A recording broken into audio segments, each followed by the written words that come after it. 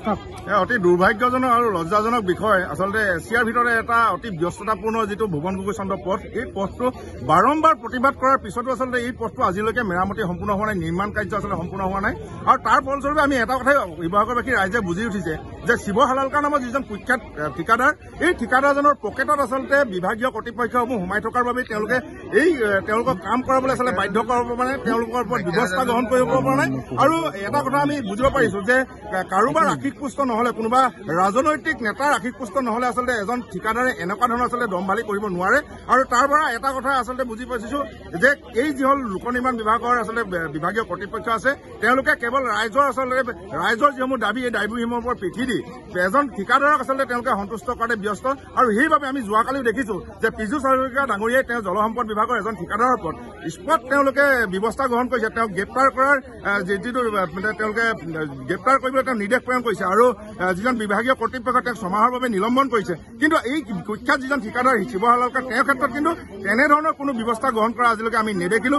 ইয়াৰ আগত এবাৰ প্ৰতিবাদ কৰাৰ পিছত তেওঁলোকে কিছুদিনৰ বাবে কাম আৰম্ভ কৰিছিলে আৰু শিৱ হালালকাৰ নামৰ ব্যক্তিজনৰ পৰা বেলেগ এজন ঠিকাদাৰক তেওঁলোকে কামটো হস্তান্তৰ কৰিলো বুলি আমাক জনাইছিলে। কিন্তু এতিয়া আমি জানিব পাৰিছো যে গোটেই কামটো শিৱ হালালকাৰ নামৰ এই কুখ্যাত ব্যক্তিজনৰ হাততে আছে। আৰু সেইবাবে তেওঁ বাৰম্বাৰ ৰাইজৰ যিবোৰ দাবী দাবা, ৰাইজৰ যি অভাৱ, সেই তাক পিঠি দি তেওঁলোকে নিজৰ কেৱল স্বাৰ্থ সিদ্ধিৰ বাবে কাম কৰি গৈছে। আৰু আজি ইয়াৰ পৰা আমি দাবী জনাইছো যে এই কুখ্যাত ঠিকাদাৰজনক অতি শীঘ্ৰে যদি গ্ৰেপ্তাৰ কৰি তেওঁক যদি ব্লেক লিষ্টেড নকৰে আৰু এই পথটোৰ নিৰ্মাণৰ কাম যদি পুনৰ আৰম্ভ নকৰে, তেতিয়াহ'লে আমি বিভাগীয় কৰ্তৃপক্ষৰ কাৰ্যালয়ত আমি তলা ওলমাবলৈ বাধ্য হ'ম। আৰু তাৰ বাবে যদি কোনো অপ্ৰীতিকৰ পৰিস্থিতিৰ সৃষ্টি হয়, তাৰ বাবে কিন্তু সদৌ হেমচন্দ্ৰ কোনোপধ্যে জগৰীয়া নহ'ব।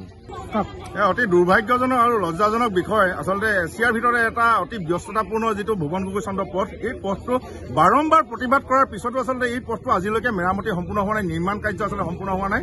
আৰু তাৰ ফলস্বৰূপে আমি এটা কথাই শিৱসাগৰবাসী ৰাইজে বুজি উঠিছে যে শিৱ হালালকাৰ নামৰ যিজন কুখ্যাত ঠিকাদাৰ, এই ঠিকাদাৰজনৰ পকেটত আচলতে বিভাগীয় কৰ্তৃপক্ষসমূহ সোমাই থকাৰ বাবে তেওঁলোকক কাম কৰাবলৈ আচলতে বাধ্য কৰাব পৰা নাই, তেওঁলোকৰ ওপৰত ব্যৱস্থা গ্ৰহণ কৰিব পৰা নাই।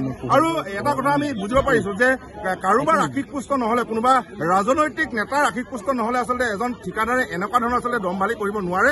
আৰু তাৰ পৰা এটা কথা আচলতে বুজি পাইছো যে এই যিহল লোক নিৰ্মাণ বিভাগৰ আচলতে বিভাগীয় কৰ্তৃপক্ষ আছে, তেওঁলোকে কেৱল ৰাইজৰ যিসমূহ দাবী, এই দাবীসমূহৰ ওপৰত পিঠি দি এজন ঠিকাদাৰক আচলতে তেওঁলোকে সন্তুষ্ট কৰাতে ব্যস্ত। আৰু সেইবাবে আমি যোৱাকালিও দেখিছো যে পীযুষ হাজৰিকা ডাঙৰীয়াই তেওঁ জলসম্পদ বিভাগৰ এজন ঠিকাদাৰৰ ওপৰত স্পট তেওঁলোকে ব্যৱস্থা গ্ৰহণ কৰিছে, তেওঁক গ্ৰেপ্তাৰ কৰাৰ যিটো তেওঁলোকে গ্ৰেপ্তাৰ কৰিবলৈ তেওঁ নিৰ্দেশ প্ৰেৰণ কৰিছে আৰু যিজন বিভাগীয় কৰ্তৃপক্ষ তেওঁক ছমাহৰ বাবে নিলম্বন কৰিছে। কিন্তু এই কুখ্যাত যিজন ঠিকাদাৰ শিৱ হালালকাৰ, তেওঁৰ ক্ষেত্ৰত কিন্তু তেনেধৰণৰ কোনো ব্যৱস্থা গ্ৰহণ কৰা আজিলৈকে আমি নেদেখিলো। ইয়াৰ আগত এবাৰ প্ৰতিবাদ কৰাৰ পিছত তেওঁলোকে কিছুদিনৰ বাবে কাম আৰম্ভ কৰিছিলে আৰু শিৱ হালালকাৰ নামৰ ব্যক্তিজনৰ পৰা বেলেগ এজন ঠিকাদাৰক তেওঁলোকে কামটো হস্তান্তৰ কৰিলো বুলি আমাক জনাইছিলে। কিন্তু এতিয়া আমি জানিব পাৰিছো যে গোটেই কামটো শিৱ হালালকাৰ নামৰ এই কুখ্যাত ব্যক্তিজনৰ হাততে আছে।